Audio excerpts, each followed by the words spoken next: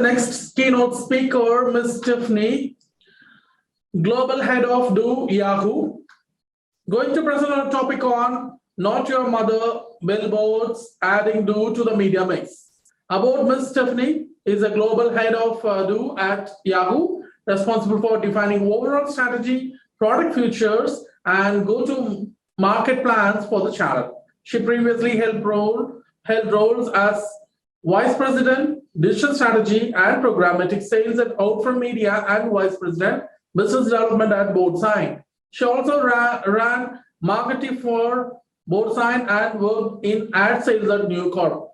Stephine is a frequent public speaker discussing programmatic DOOH, cross-media synergies, and business strategies at international events, sitting on the board of directors of the Digital Signage Federation and Canadian Association of New York. She is also the co-chair of OAAA Innovation Committee on the DSC Advisory Board and is involved with the DPAA. Stephine graduated with BA from McGill University and MBA from Edinburgh Business School and is currently pursuing a doctorate study, the advertising effects of CTV and DOOH.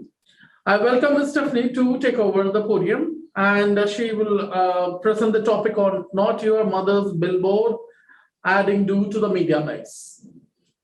Thank you so much. Just a quick check. Everybody can hear me okay? Yes, we can hear you. Wonderful. And the presentation also shared here. You can go ahead, ma'am. That's great. So now for something completely different, I've called this presentation Not Your Mother's Billboards because I often find in over a decade working in the out-of-home space, because out-of-home has been a medium that's been around for a very long time, everybody tends to have their own perceptions about what it is like to work with this channel. And in fact, over the past 10 years, there have been very big changes, everything from the digitization of these boards to screens, the proliferation of these screens in different venues, and certainly now automation through programmatic. So out of home can be bought just like other channels and in the same place as other channels. So we're going to jump into that today. Please feel free to share your questions in the chat as I walk through this, and I will make sure to answer. So Yahoo. I joined Yahoo about 1.5 years ago to oversee the entire digital out-of-home business, both on the demand side as well as the supply side. And I love the fact that Yahoo, being an early digital platform many years ago, was iconic in that there was a billboard, a traditional billboard that Yahoo had in San Francisco that was meant to drive awareness about its platform. And fast forward to today, Yahoo is now driving the automation and technology behind a lot of these digital billboards to ensure that ads are getting to where they need to be. So it's just, again, when we're rethinking about the nature of the space, the changes that have happened mean that if you are working on the client side, if you have clients who are considering the space as part of their marketing mix, it's important to stay up to date on what can be done. And what I like to talk about too is out of home, and particularly programmatic digital out of home, has never really been that big buzzword of the year. For a while there, everybody was talking about mobile. Now we're talking about CTV. With out of home, we started to see some heightened interest in programmatically accessing the channel in 2019. And then when COVID hit, there was this mixed reaction. There was advertisers were thinking, well, consumers aren't going outside as much. Certainly there were certain venues such as office buildings and shopping malls that were really not seeing any traffic while they were shut down.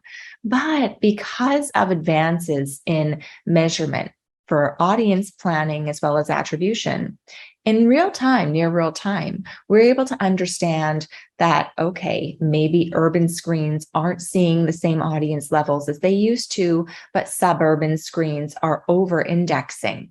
So are screens around and in essential retail. So in real time, we're able to update media plans and strategies to make sure that advertisers were still reaching the number of people they had set out to.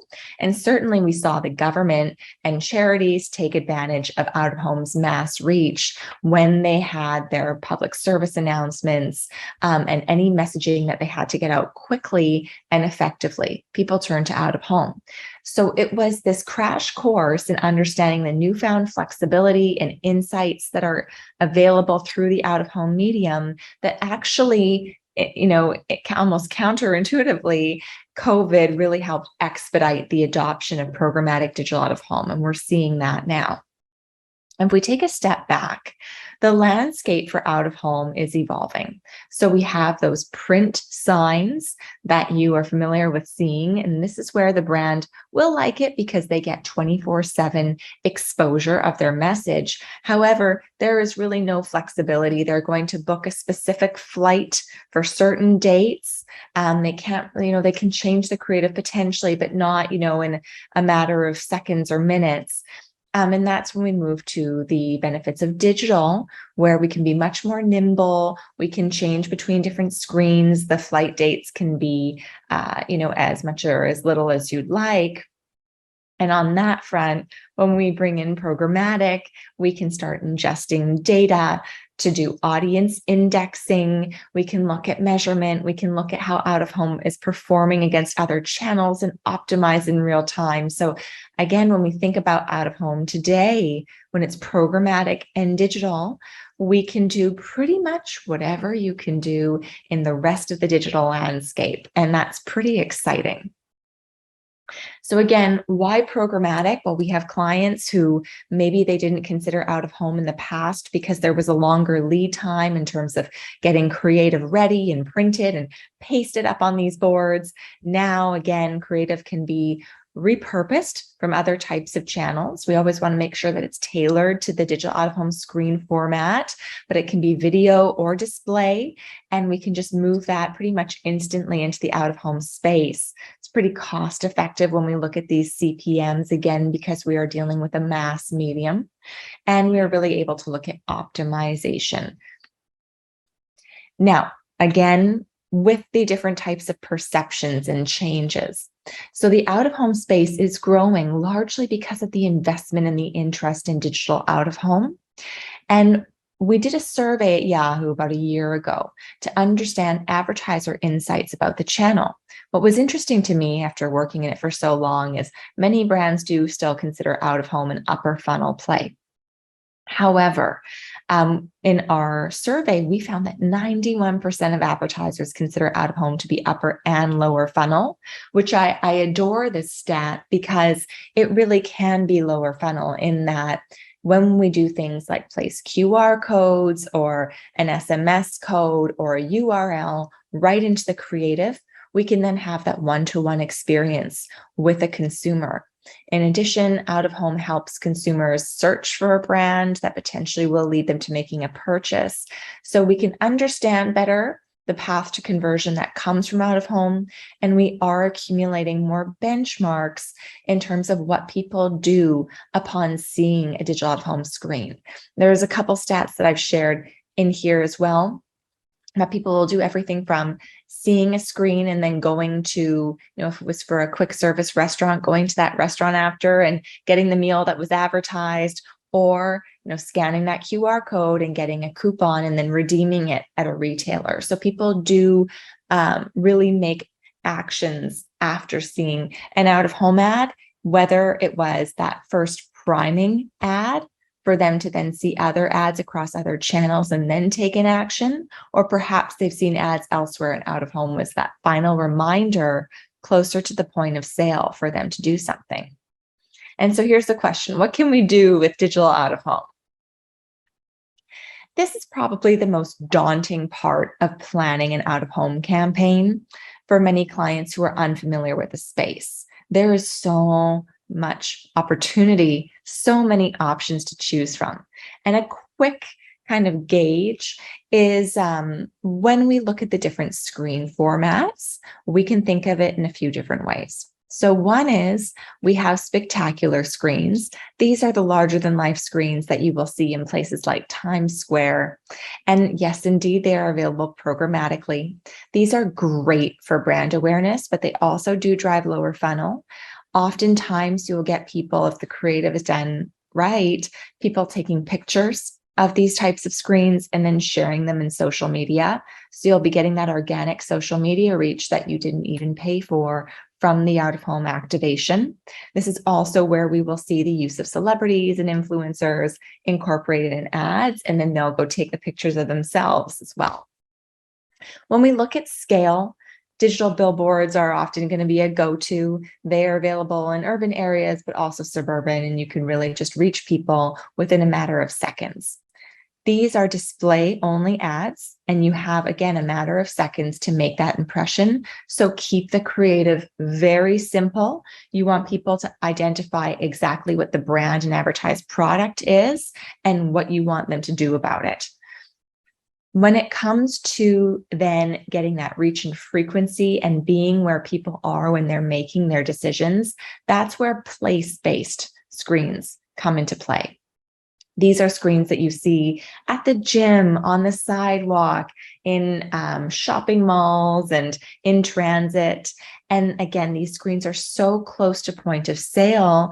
They are also sometimes available with longer dwell times. So again, screens in transit, screens in airports. You have people who are going to be hanging out for a little while. They welcome the distraction of these types of screens because they don't have much else to do. That's where you can run some video and you can be engaging and you can take that moment to really spend time with the consumer. Now, I also like to call out that if you are unfamiliar with the out-of-home space, just think about the context that you want to be in when reaching consumers. So I always tend to look at the brand and I say, okay, where are your buyers? Where are the types of audiences that you are interested in? And again, if you're like an energy bar or a sports drink, it makes a lot of sense to advertise on screens in gyms. And there are many different examples of this. So that's why I wanted to call out, it doesn't have to get too complicated. Think about the venues that your consumers are in as they're going through their daily journey, and that's just naturally where you'll want to be. So here's a great example of that. Anheuser-Busch does a lot of award-winning campaigns with Yahoo across different channels.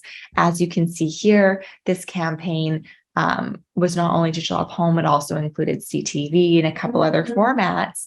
But intuitively, ABI knew that people were going to be on road trips. They wanted to be stocking up likely on some alcoholic beverages. So they advertised at gas stations and so that people could then go into the gas station after or while filling up and go purchase these for the end of their road trip or wherever they were heading on their destination. I mentioned the QR code before and have to say this is another thing that COVID really brought into the forefront. It taught consumers how to become more comfortable and embrace the QR code's functionality. And really, we are now seeing a proliferation everywhere. It went from 5 years ago, the QR code was kind of a clunky technological development, to today, it's more likely than not that on place-based screens, there is going to be a QR code of sorts that can be scanned to take away the message and have that more personal interaction. We are doing campaigns such as for Discovery and Shark Week. We did a campaign with QR codes across different types of media. CTV was one, digital out of home was another, and this is it led to an AR experience kind of similar to what you're seeing in this slide.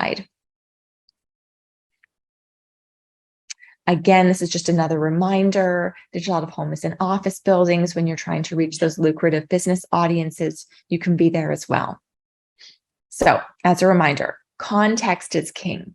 We have become very obsessed with looking at data and trying to get down to the minutia in terms of being very tactful in targeting specific people with whom to reach with our messages. But with mass media, we can have the ability to be more flexible and reach a wider swath. And there are a few ways to do this. One, again, think about context, think about that actual venue. But because of programmatic, we can score different screens based on the average composition of people who are passing by them. We can do this based on the factors that you're seeing here. So it can be everything from a weather trigger. So let's just say you're an ice cream brand and you only want to play when the weather is above a certain temperature. That's something that can be done, and you can switch what is being advertised based on whether it's sunny or it's raining. We can look at point of interest. That is definitely an important one if you are looking either at geo-conquesting locations of competitors. This can be achieved. Or if we are looking at surrounding different venues, maybe driving people to a retail location that has just opened up in the area, you can be putting these screens and making sure people are getting there. Interests and behaviors, of course, are also feasible. So I mentioned benchmarks earlier, and I wanted to share this with you because digital out of home does drive people to these lower funnel tactics and stages. And so you can see here what some of those look like. And really, regardless of what kind of brand you have, depending on your KPIs, we will be able to share information about what people are likely to do when they see digital out of home creative. And that's both whether it's on, the computer that we can measure or on their mobile phone. I love this stat. We can get very detailed now with the types of data that we use to plan and measure digital out of home campaigns. It's very important where the screens are to make sure that, again, contextually they're relevant. But the most important probably is the creative element. We have screens that are much bigger than a mobile banner ad on your cell phone, and usually a lot bigger than a desktop display or a screen in your family room. And because of that, it's essential that the creative is going to attract eyeballs of viewers and get them to feel a certain way. So these are some creative best practices. Again, with out of home, there are going to be situations where the dwell time is longer, and that's great. You can treat it more like a potentially a video or a CTV ad. However, in the instances where we don't have that much time, keeping it simple is what it's all about. So basically, don't fall victim to the fact that we have a big canvas, so we want to fit all the information in. I've seen this a lot, particularly amongst local advertisers. Instead, we want to do the opposite. And these are some really great examples. Apple is one of the bigger users of out of home. And we find that with a lot of tech and entertainment brands. These are the most savvy marketers, and they are, sleepers in terms of getting in there and spending so much on out of home that, other marketers should really just look that if they're spending this much, maybe we should be too, because clearly they know something. Apple does very simple product-based advertising in the out-of-home space. People gravitate to it. They have the advantage of a very well-known brand, so they can get away with not saying as much. However, at the same time, they did come up into their current state by using out-of-home. So it's one thing to keep in mind. When we look at types of out-of-home advertising, this is just one here. This is not even digital. This is just purely out-of-home. It makes sense that this brand is advertising in the transit situation. They're attracting people who maybe are commuting to and from work and want their groceries delivered by the time they get home. I love this execution. This was for the Grinch movie that came out a couple years ago.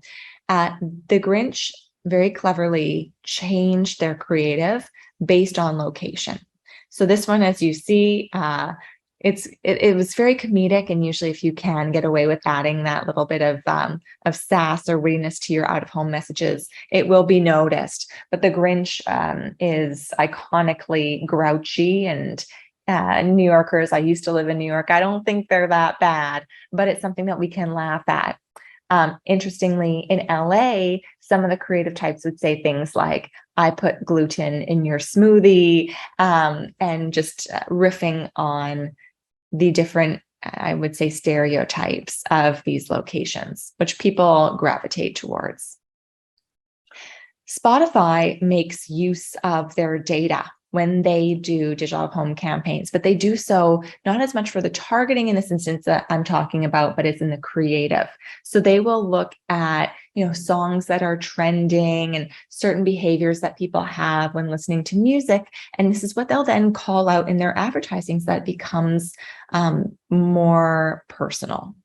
And then McDonald's, again, another huge advertiser in the out-of-home space. They have the iconic branding, so it's not so much to build that kind of awareness of who they are, but they definitely take advantage of the medium in terms of keeping brand awareness, making sure that McDonald's is top of mind if people have the nibbles. If you look at the fry shot, it's so classic. It makes you hungry, even if you're not.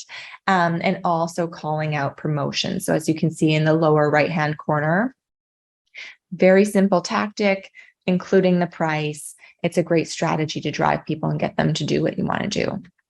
So what's next? There are a few things that are coming up that are exciting to talk about. One is the use of digital out of home and the metaverse or in-game. There's a lot that's really nascent there that I'd be happy to talk about offline if you're curious. But another is really this opportunity for digital to come in as a linear TV supplement or complement. As we know, linear TV had about 10 to 15 minutes of advertising per hour. That has gone down to about 3 to 5 minutes with CTV. And if it's a paid subscription, we might be losing eyeballs altogether when it comes to advertising opportunities. So where are we reaching these audiences when we're not across, that move from linear to CTV, and out of home's kind of the answer there? There are some early studies showing that out of home tends to reach light TV viewers, can tend to skew to a younger demographic. And this is where some opportunity is coming in. If there is, insufficient supply from a TV angle, or if it's becoming too pricey, this is where we can bring digital out of home in to augment the scale of reach and decrease the overall effective CPM. And with that being said, are there any questions? Thank you, Ms. Stephanie. And dear participants, please raise questions so that Ms. Stephanie can answer on the same. And we received 2 questions in the social media live.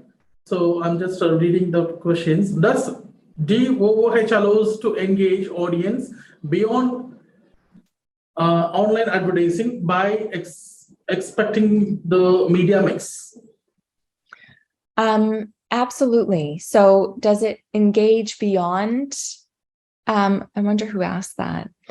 What happens when we add digital out of home to the media mix that we haven't seen? Like, we always knew that there was an element of out of home playing nicely with other channels when it was dealt with separately.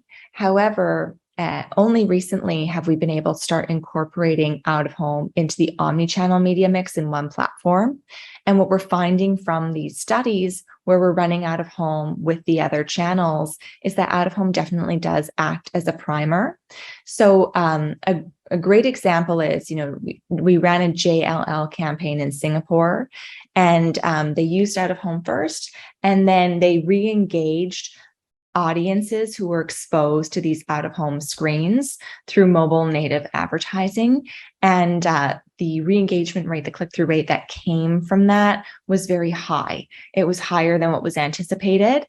And I would say that's a really effective means of using out-of-home in your media plan to see how it is working with other channels. So again, that is, we geofence the screens that the ad is running on in the out-of-home space.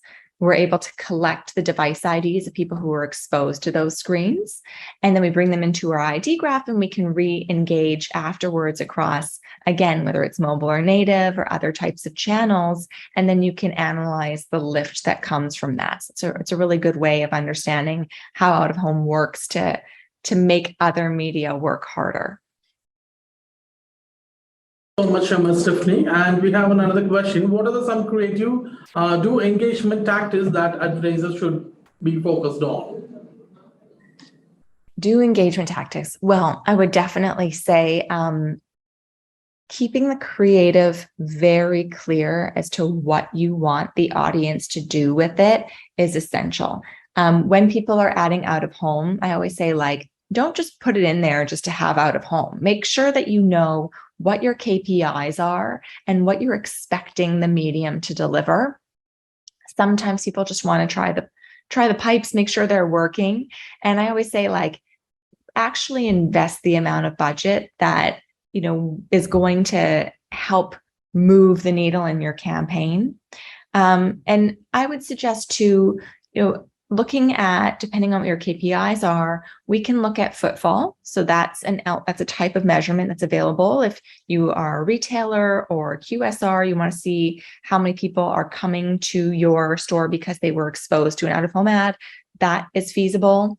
And also when we look at things like brand lift, that's a very basic one where we can understand, how people perceive and feel about the brand after an out-of-home campaign. These are really important, and usually it's very positive experience. People like out-of-home advertising. It's not an annoyance. It's not something, it's not skippable or blockable. So they're kind of stuck with it either way. They can't ignore it. They have to be exposed to it, but people don't want to because it is not preventing them from accessing the type of media that they're looking to. It's not a commercial that they have to wait through to see content. It's just enhancing their experience while they're out and about. So people feel very positively towards out of home. Typically, they're going to say that it enhances their experience wherever they are. And as we know, when people are in a good mood and they feel in a positive way to the medium and the ad, this actually has positive and direct correlations on purchase intent. So it's another good way of demonstrating out of home's effect on lower funnel. I have a question from the social media live. So next question is, how can marketers access the best DOOH inventories? That's where, again, programmatic is going to be very helpful. You can log into your demand side platform seat, and usually there's a discovery tool or there's a digital out-of-home planner that allows you to go in and see everything that's available to you in the areas that you're looking to buy. And you can go in and you can filter this based on the type of venue that you want to be in or the type of screen. So that's very helpful. And, Yahoo, for example, you can work with your account lead and the DSP team to make sure that they're giving you all the updates on new inventory that's being brought into the platform. And those are just some different ways of accessing supply. Thank you so much, Ms. Stephine. And we are grateful for the time and effort you took to share your thoughts and experience with us. Thank you so much. And also, dear participants, the poll was open for now for Ms. Stephine. Please poll for her for the presentation done on the topic of Not Your Mother's Billboards, adding DOOH to the media mix.